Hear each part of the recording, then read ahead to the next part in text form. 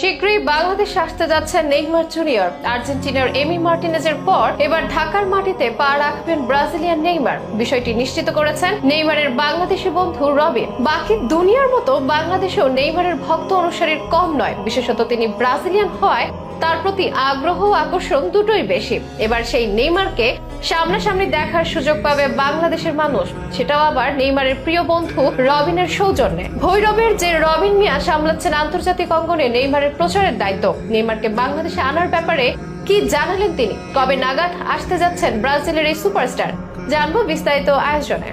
ব্রাজিলকে বলা হয় ফুটবলের আতুর ঘর। সেখানে ফুটবল খেলাটাকে ধর্মের মতো বিবেচনা করেন অনেক ভক্ত। দেশটির পাড়া মহল্লার অলিতে গলিতে চোখে পড়ে মানুষের ফুটবল উন্মাদনা। আর এই দেশ থেকে উঠে এসেছে ফুটবলের অনেক রথী মহারথী, যার একজন নেইমার জুনিয়র, গোটা বিশ্বের অন্যতম সেরা ফুটবলার তিনি। যদিও ইনজুরি আর নেইমার যেন একই সুতায় আবদ্ধ। নেইমার যদিও পালাতে চেয়েছেন বহুবার, তবে ইনজুরির খোঁজ নিজেই চলে আসে নেইমারের দুয়ারে। এই কারণে প্রায় মাঠের বাইরে থাকতে হয়। ইনজুরি বাদ না সাধলে আরো অনেক রেকর্ডের পুত্র হতেন ব্রাজিলিয়ান এই তারকা। তবে এখনো তার যা কৃতি তা অনেকের কাছে রীতিমতো ঈর্ষণীয়। চোটের কারণে বা মাঠের বাইরে থাকার কারণে ভক্তদের কাছে জনপ্রিয়তা কমেনি একটু। আর বিশ্বের নানা দেশের মতো বাংলাদেশে রয়েছে তার অগণিত ফ্যান। বিশেষ করে ব্রাজিলের অনেক ফ্যান আছে এই দেশে, আর তাদের কাছে মধ্যমণি এই নেইমার। নেইমারের বাংলাদেশি এসব ভক্তদের জন্য রয়েছে সুখবর। এবার সামনাসামনি দেখা যাবে ফুটবলের দুঃখী এই রাজপুত্রকে। বাংলাদেশে আসতে চলেছেন ব্রাজিলের দলের নাম করা এই তারকা। বিষয়টি জানান নেইমারের প্রিয় বন্ধু রবিন। নেইমারের ভক্তরা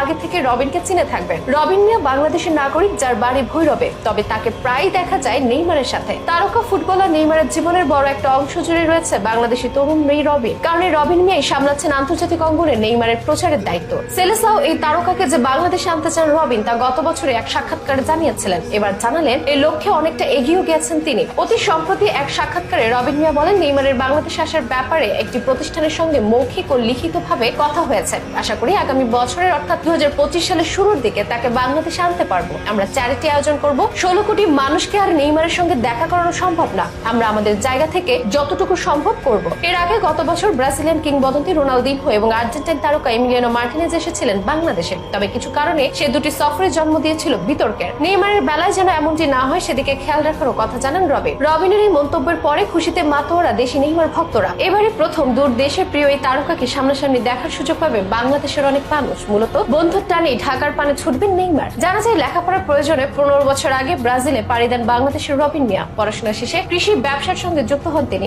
এ সময় জোয়ান সেলেসর নামের ব্রাজিলের এক ব্যক্তির সঙ্গে রবিনের পরিচয় হয়। জোয়ান সেলেসর ছিল নেইমারের একান্ত বন্ধু। মূলত তার মাধ্যমে নেইমারের সঙ্গে রবিনের পরিচয় ও বন্ধুত্ব হয়। বর্তমানে রবিন ও জোয়ান নেইমারের প্রচারণার কাজে যুক্ত আছেন, আর তাদের চাওয়াতে বাংলাদেশে আসতে যাচ্ছেন ব্রাজিলিয়ান ফুটবলের জনপ্রিয় তারকা নেইমার।